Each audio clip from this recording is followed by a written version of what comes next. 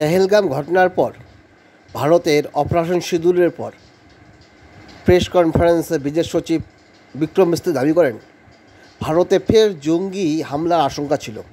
Operation সিঁদুরের পর ভারতীয় সেনার তরফে প্রেস ব্রিফিংয়ের বড় কথা বললেন বিদেশ সচিব বিক্রম মিস্ত্রি।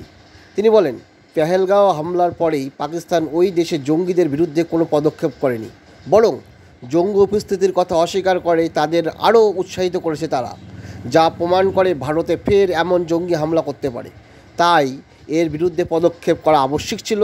তারই প্রতিফলন আজ ঘটল অপারেশন সিঁদুরের মাধ্যমে। এটা কিন্তু অবশ্যই যুক্তিপূর্ণ। ভারত কিন্তু জঙ্গিদের মেরেছে, কোনো সাধারণ মানুষের উপর আক্রমণ চালায়নি। তিনি আরও দাবি করেন, 26/11-র পর ভারতে যে কোনো হামলার নিহত বেসামরিক নাগরিকের সংখ্যার দিক থেকে পেহেলগাঁও ছিল সবচেয়ে বড় আক্রমণ, কারণ 25 জন সাধারণ ভারতীয়ের প্রাণ গিয়েছে।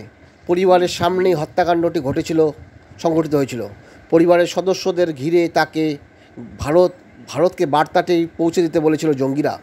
লক্ষ্য ছিল কাশ্মীরে পুনরুদ্ধার করা, শান্তি ও উন্নয়ন ব্যাহত করা এবং রাজ্যটিকে পিছিয়ে রাখা।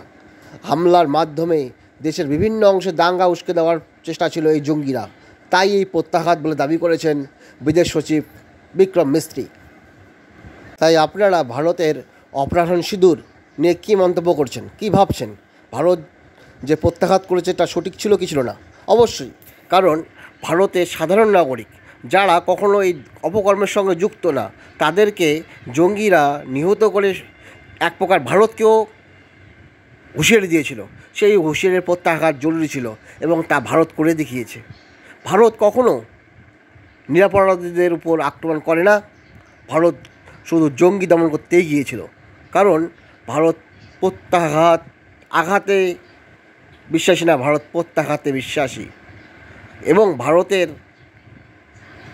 প্রথম উদ্দেশ্য জঙ্গি নিকেশ করা, কোনো সাধারণ ক্ষতি করা ভারতের কোনো উদ্দেশ্য নয়। আপনারা কি মনে করেন ভারতের এই প্রত্যাঘাত নিয়ে, অপারেশন সিঁদুর নিয়ে?